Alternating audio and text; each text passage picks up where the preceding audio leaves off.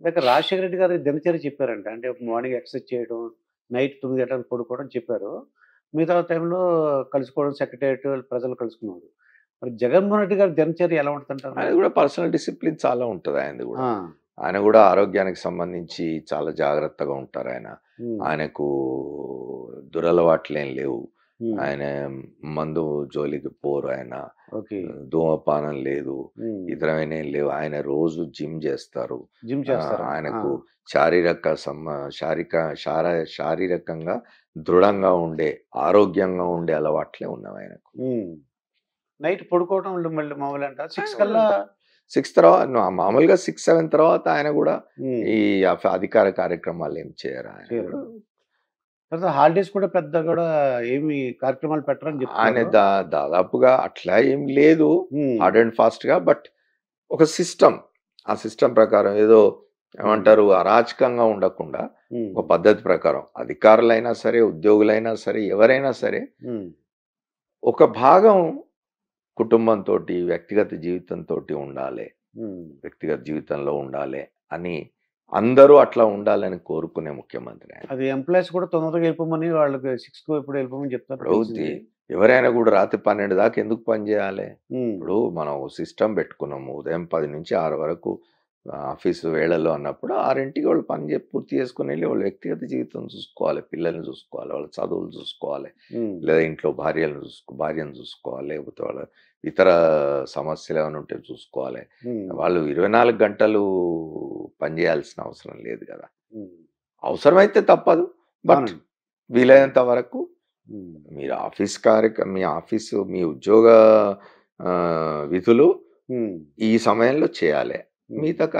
మిగతా సమయం మీ కార్యక్రమాలు, మీ వ్యక్తిగత జీవితం. ఓకే. భారతి గారు కూడా మీకు తెలిసే ఉంటది. ఎందుకంటే కొన్ని ఛానెల్‌లో వర్క్ చేసింది. నాకు పెద్దగా పరిచయం లేదు వారితో. అంటే వారు హ్మ్. సాక్షి చైర్పర్సన్‌గా ఉన్న కాలంలో నేను సాక్షి టీవీలో, సాక్షి పేపర్‌లో హ్మ్. నేను కన్సల్టెంట్ ఎడిటర్‌గా పనిచేసినాను కాబట్టి ఓకే. అప్పుడప్పుడు వారిని కలుస్తూ ఉంటాను. సౌమ్యురాలు ఎవరి వి అనవసరమైన విషయాల్లో హ్మ్. జోక్యం చేసుకోరు. హ్మ్. పెద్దగా పట్ల రాజకీయాల్లో జోక్యం చేసుకోవడం గానీ, హ్మ్. లేదా ప్రభుత్వంలో జోక్యం చేసుకోవడం గానీ ఇట్లాంటివే ఉండవు. రాజశేఖర రెడ్డి గారు జీవించున్నంత కాలం జగన్మోహన్ రెడ్డి గూడా ఏనాడు ప్రభుత్వంలో జోక్యం చేసుకునే వ్యక్తి గాదు.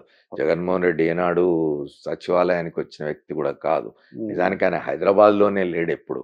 ఆయనేదో తన వ్యాపార వ్యవహారాలు చూసుకుంటూ బెంగుళూరులో అక్కడ ఉండేవాడు గానీ, హ్మ్. ఆయన ఏనాడు ప్రభుత్వ విషయాల్లో జోక్యం చేసి ఆయనే గాదు. ఆయన కుటుంబంలో వాళ్ళ రాజశేఖర రెడ్డి గారి శ్రీమతి విజయమ్మ గారు గానీ, రాజశేఖర రెడ్డి గారి కూతురు షర్మిల గానీ, ఇతరులు గానీ ఎవరు ప్రభుత్వంలో జోక్యం చేసుకున్న దాఖలాలెక్కడ ఎవరు ఆ మాట అనే ఇదైతే లేదు. హ్మ్. వాళ్ళ భారతి గారైనా అంతే ఆమె. హ్మ్. వాళ్ళకి సంబంధించిన కుటుంబ వ్యాపారాలు ఏమైనా ఉంటే అవేమైనా చూస్తూ ఉంటారేమో గానీ, ఆమె హ్మ్. ఏనాడు ప్రభుత్వంలో జోక్యం చేసుకున్నది, రాజకీయాల్లో జోక్యం చేసుకున్నది లేదు. సరే హ్మ్. గిట్టని వాళ్ళు బయట ఇవాళ మన మీడియాకు చాలా స్వేచ్ఛ, అవును. అపరిమితమైన స్వేచ్ఛ గదా! ఆ! ఇష్టారీతిగా మాట్లాడుతూ ఉంటారు. హ్మ్. అయితే మీరు ఇందాక చెప్పారు. షర్మిల గారు ఒకటి, విజయమ్మ గారు ఇప్పుడు కొద్దిగా జగన్మోహన్ రెడ్డి గారికి ఉన్న రిలేషన్ ఎలా ఉందంటారు ఇప్పుడు? వ్యక్తిగత సంబంధాల గురించి మనకేం తెలుసు, కుటుంబంలో ఏం జరుగుతుందని మనం హ్మ్. పోయి చూడం గదా! ఆ! కానీ ఆమె తన కార్యక్షేత్రం రాజకీయాలు హ్మ్. తెలంగాణకు మార్చుకున్నారామె. అవునండి. తెలంగాణలో తన భవిష్యత్తును వెతుక్కుంటున్నారు. హ్మ్. తెలంగాణలో ఒక పార్టీ పెట్టుకున్నారు. ఆ పార్టీ తరఫున రేపు వచ్చే నెల జరగబోయే ఎన్నికల్లో హ్మ్. మొత్తం 119 స్థానాల్లో పోటీ చేస్తామని చెప్తూ అంటున్నారు. ఉన్నారు. పాదయాత్ర చేసినారు తెలంగాణలో. హ్మ్. ఎట్లా ఉంటదో చూడాలి మరి. హ్మ్. ఎక్స్‌పెరిమెంట్ అది ఆమెది. మీ అంటే 45 సంవత్సరాలు జర్నలిస్ట్‌గా ఉన్నారు మీరు. అంటే షర్మిల గారి పార్టీ ఎలా ఉండబోతుందంటారు? ఏమన్నా ఐడియా ఉందా మీకేమన్నా? కష్టమండి. ఆ! తెలంగాణలో ఆ! ఇవాళున్న పరిస్థితుల్లో తెలంగాణ రాష్ట్ర సమితి ఏదైతే ఉందో, హ్మ్. తెలంగాణ రాష్ట్ర సాధన కోసం జరిగిన ఉద్యమంలో హ్మ్. అగ్రభాగాన నిలిచిన రాజకీయ పక్షం అది. అవును. అప్పుడు ఉద్యమ సంస్థే అయినా, తర్వాత అది ఫక్తు రాజకీయ పార్టీగా మార్చుకున్నాం మేమని ముఖ్యమంత్రి చంద్రశేఖరరావు గారు చెప్పినారు. హ్మ్. చాలా సందర్భాల్లో. అది ఇప్పుడు అదొక రాజకీయ పక్షం. తెలంగాణ రాష్ట్ర సాధన కోసం ఉద్యమం చేసిన రాజకీయ పక్షం కాబట్టి, హ్మ్.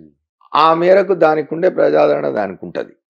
అయితే 2 పర్యాయాలు ప్రభుత్వంలో ఉన్న తర్వాత అవునండి. ఏ రాజకీయ పక్షం పట్లైనా కొంత వ్యతిరేకత పెరుగుతది జనంలో. అవును. అది కార్యక్రమాలు అమలు చేసిన క్రమంలో కావచ్చు, లేదా ప్రజల్లో 2 సార్లు చూసినాం అనే ఒక ఇది రావడం వల్ల కావచ్చు, కొంత వ్యతిరేకత పెరగవచ్చు. హ్మ్. కాంగ్రెస్ పార్టీ కూడా ఇవాళ కొంత బలం తెలంగాణ పుంజుకున్నది తెలంగాణ తెలంగాణ ప్రాంతంలో. హ్మ్. భారతీయ జనతా పార్టీ కూడా కొంత బలం పుంజుకున్నది. హ్మ్. కాబట్టి ముక్కోణ పోటీ జరిగే అవకాశం ఉంది తెలంగాణలో. హ్మ్. ముక్కోణ పోటీ జరిగితే ఎవరికి లాభం అనేది ఇప్పుడే అంచనా వేయడం కష్టం. హ్మ్. హంగ్ వచ్చినా రావచ్చు, చెప్పలేము అది. చెప్పలేము.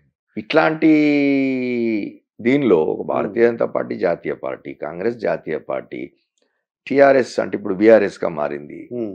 తెలంగాణ రాష్ట్రం సాధించిన పార్టీ. ఇన్ని ఈ 3 బలమైన పక్షాలు హ్మ్. తలపడుతున్న క్రమంలో షర్మిల గారి పార్టీ లాంటి వాటికి హ్మ్. అవకాశం ఉండేది లేదు. తక్కువ. ఉండదు. అది. హ్మ్. అది ఆవిడ గ్రహించలేకపోయిందండి ఆవిడ.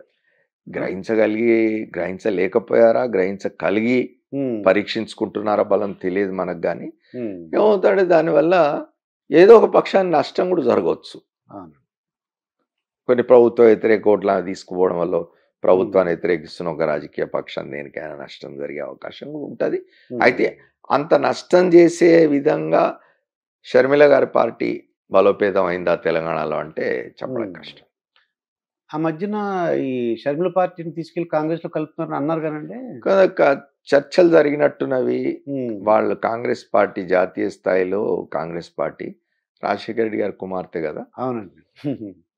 రాజశేఖర రెడ్డి గారి ఇమేజ్‌ను హ్మ్. కొంత వాడుకోవడం కోసం అని చెప్పి ఆమెను తమ పార్టీలో చేర్చుకునేందుకు కొన్ని ప్రయత్నాలైతే చేసినట్టున్నారు. హ్మ్. అవి ఫలించినట్టు లేవింకా. అవునండి. కాబట్టి ఆమె ఇప్పుడు తెలంగాణలో సొంతంగా తను బరిలోకి దిగుతున్నారు. కాంగ్రెస్ పార్టీతో కలిసి కాకుండా సొంతంగా బరిలోకి దిగుతున్నారు. అవును. కాబట్టి హ్మ్.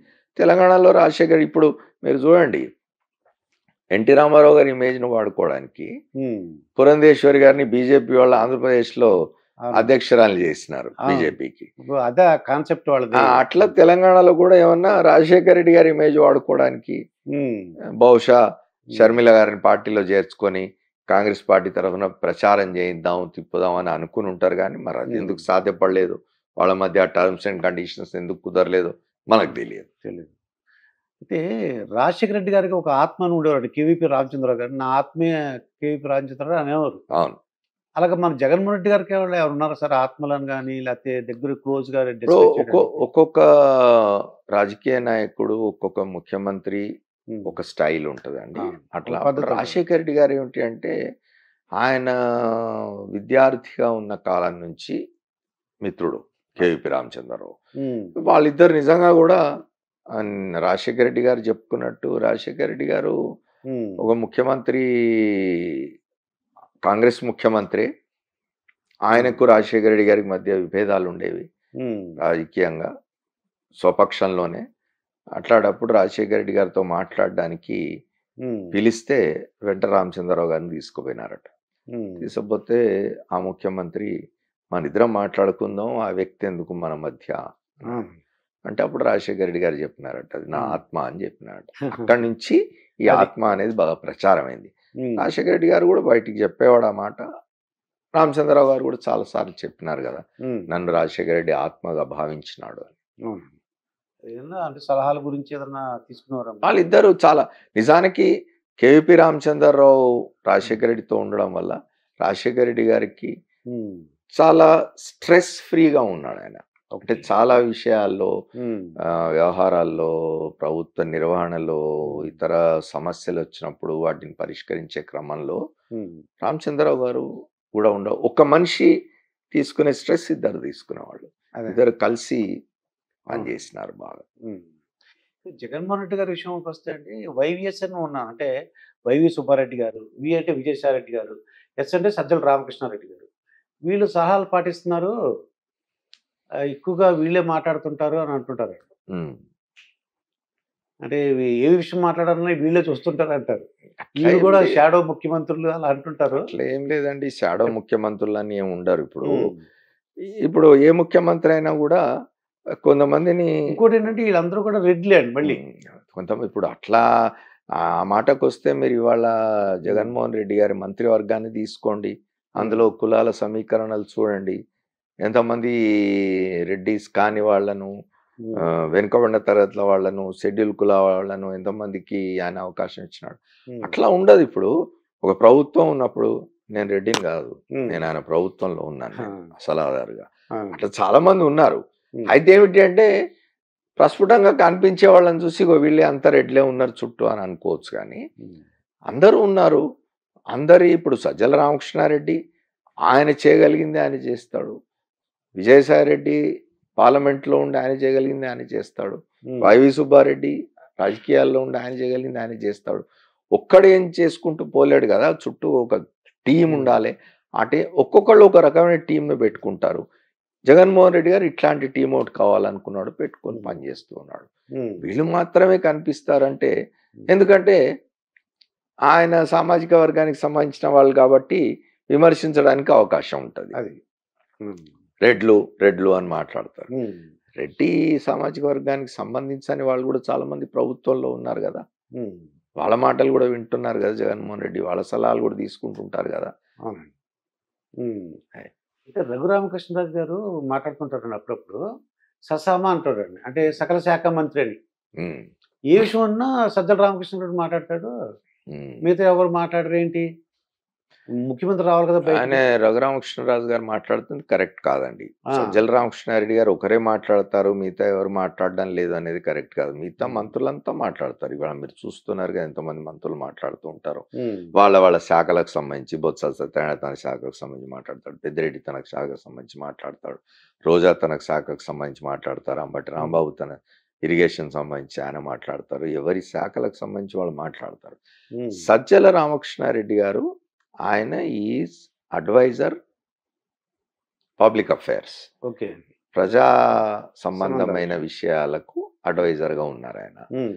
రోజు ముఖ్యమంత్రి వచ్చి మీడియా ముందు కూర్చొని మాట్లాడడం అనే ఒక కాన్సెప్ట్ లేదు, ఒక ఆచారాన్ని పక్కకు పెట్టి, ఎందుకంటే జగన్మోహన్ రెడ్డి చేసే రాజకీయాలన్నీ భిన్నమైన రాజకీయాలు.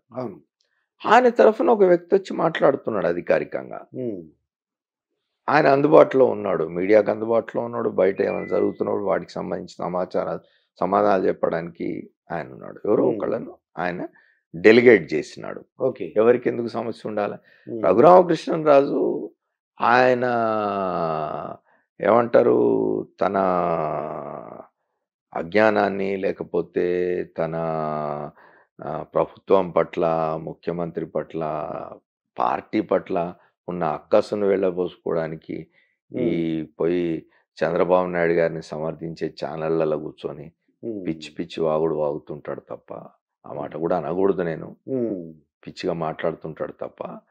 ఆయన ఇవాళ లోక్సభ సభ్యుడు, ఆయన తన నియోజకవర్గానికి పోయి ప్రజల్ని కలిసే పరిస్థితి లేదు ఇవాళ ఆయనకు. ఆయన పోయి ఒక్కసారి పోయి తన ప్రజల్ని కలిస్తే వాళ్ళు ఆయన గురించి ఏమనుకుంటున్నారు అనేది ఆయనకు తెలుస్తుంది.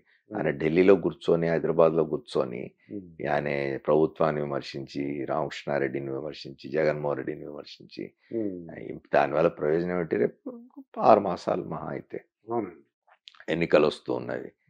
ఆయన తన భవిష్యత్తును పరీక్షించుకుంటాడు కదా, జనం చెప్తారు రేపు ఎవరేమిటి, ఎవరి స్థానం ఏమిటి అనేది. ఒక ఈ వైఎస్ఆర్ అభిమానులే నాతో అన్నారండి, ఒక్క 6 నెలలు ఆగుంటే, మీరు అన్నప్పుడు ఎలక్షన్ 6 నెలలు ఉన్నాయి, చంద్రబాబు నాయుడు గారిని అరెస్ట్ చేయకుండా ఉంటే ఇప్పుడు సింపతి పెరిగిపోయింది, వాళ్ళకి ఒక యాక్టివిటీ ఇచ్చినట్టు అయిపోయింది. అంటే చక్కగా రోజు నిరసన కార్యక్రమాలు, ఓ రోజు ఇలా ఏదో ఒకటి క్యాండిల్స్ అని వాళ్ళకి యాక్టివిటీ ఇవ్వడానికి జగన్మోహన్ రెడ్డి గారు అవకాశం ఇచ్చేశారు. మీరు ఇప్పుడు చెప్పిన దాంట్లో 3 విషయాలు అనేవి. ఒకటి, ఇంకో 6 మాసాలు ఎన్నికలు ఉండగా ఎందుకు ఇప్పుడు అరెస్ట్ చేయడం, సానుభూతి పెరుగుతుంది అన్నారు.